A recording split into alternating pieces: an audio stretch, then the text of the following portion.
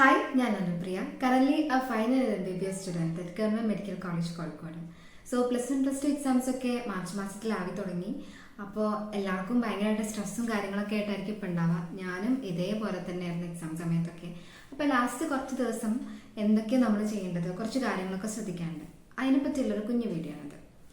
So ഏറ്റവും important ആയിട്ടുള്ളത് ഈ ഒരു ദിവസത്തിലെ റിവിഷൻ തന്നെയാണ്.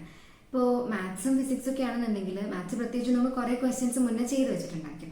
അപ്പോൾ അതിൽ തന്നെ ചില ക്വസ്റ്റ്യൻസ് ഒക്കെ ചിലപ്പോൾ ഭയങ്കരമായിട്ട് ബുദ്ധിമുട്ടായിട്ട് നിങ്ങൾ ടഫായിട്ട് അല്ലെങ്കിൽ ഒരു തവണ ചെയ്തിട്ട് കിട്ടാത്തതൊക്കെ ഉണ്ടാവും. അതൊക്കെ മാറ്റി വെച്ചിട്ടില്ലേ, അങ്ങനത്തെ ആൾക്കാരൊക്കെ ഇപ്പോൾ കുത്തിപ്പൊക്കണം. എന്നിട്ട് അത് എന്ത് ചെയ്യുക, ഒന്നുകൂടി ചെയ്ത് നോക്കുക.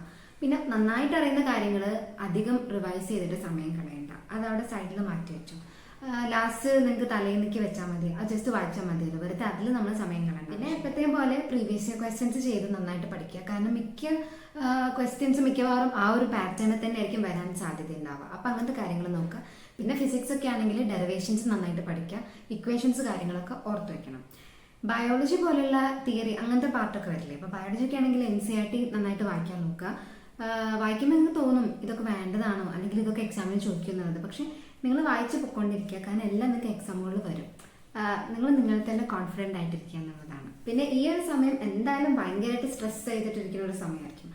ആ ഒരു സമയത്ത് ചിലപ്പോൾ നമുക്ക് ഇങ്ങനെ ആലോചിക്കായിരിക്കും, അയ്യോ ഇനി എനിക്ക് ഇതൊക്കെ പഠിക്കാനുണ്ടല്ലോ അല്ലെങ്കിൽ അത് പഠിക്കാനുണ്ടല്ലോ, അങ്ങനെ ആലോചിക്കും. അതിൻ്റെ കൂട്ടത്തിൽ അതെന്തായാലും സ്വാഭാവികമാണ്. അതിൻ്റെ കൂട്ടത്തിൽ നമ്മളായിട്ട് ഇടുന്ന ഒരു പരിപാടി ഉണ്ട്, അതായത് കമ്പയർ ചെയ്യുക. ഒന്നെങ്കിൽ നമ്മളെ തന്നെ പഴയ നമ്മളെ കമ്പയർ ചെയ്യും. ചിലപ്പോൾ ഒരു 10ാം ക്ലാസ്സിലൊക്കെ പഠിക്കുമ്പോൾ നന്നായിട്ട് മാർക്കൊക്കെ കിട്ടിയിട്ടുണ്ടാവും, ഇപ്പോൾ പറ്റുന്നില്ലല്ലോ എന്ന് തോന്നും.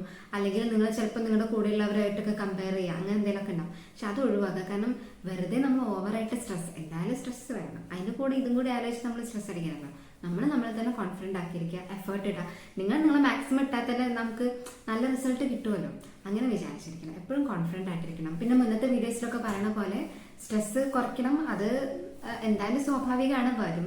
പിന്നെ അതിൻ്റെ കൂടെ തന്നെ നന്നായിട്ട് ഉറങ്ങുക, ഒരു 8 മണിക്കൂർ ഉറങ്ങണം, എപ്പോഴും ഹൈഡ്രേറ്റഡ് ആയിട്ട് തന്നെ ഇരിക്കുക, അങ്ങനത്തെ കുറച്ച് കാര്യങ്ങളൊക്കെ. ഇനി കുറച്ച് എക്സാം ഹോൾ ടിപ്സ് പറഞ്ഞുതരാം. അത് എക്സാം ഹോളിൽ കയറി കഴിഞ്ഞാൽ നിങ്ങൾക്ക് അറിയുന്ന ക്വസ്റ്റ്യൻസ് ഈ കൂൾ ഓഫ് ടൈമിൽ തന്നെ നോക്കി വെക്കുക, പ്ലാൻ ചെയ്ത് വെക്കുക, ഇന്ന സമയത്തിൻ്റെ ഉള്ളിൽ എഴുതണം എന്നുള്ളത്.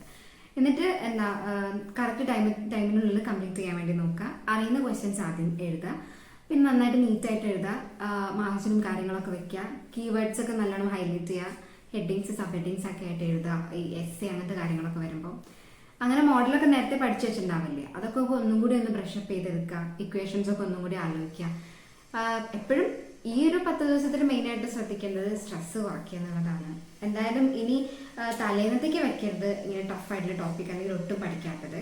സാധ്യത ഉണ്ടെന്ന് തോന്നുന്ന ടോപ്പിക്സ് ഒക്കെ ഇപ്പം തന്നെ നോക്കി പോവാം. എല്ലാം തലേന്നത്തേക്ക് വെച്ച് കഴിഞ്ഞാൽ ചിലപ്പോൾ ഭയങ്കരമായിട്ട് സ്ട്രെസ് ആവും. അങ്ങനെ വേണ്ടല്ലോ, നമുക്ക് ഇനി സ്ട്രെസ് ഇത്ര വരാനുണ്ട്. അപ്പം നമ്മൾ എന്ത് ചെയ്യുക, എല്ലാം ഒരു പ്ലാൻഡ് ആയിട്ടുള്ള രീതിയിൽ പഠിച്ചു പോകണം. അപ്പം എല്ലാവരും നന്നായിട്ട് പഠിക്കുക, കൂളായിട്ടിരുന്ന് പഠിക്കുക, പഠിച്ചാൽ എന്തായാലും കിട്ടും.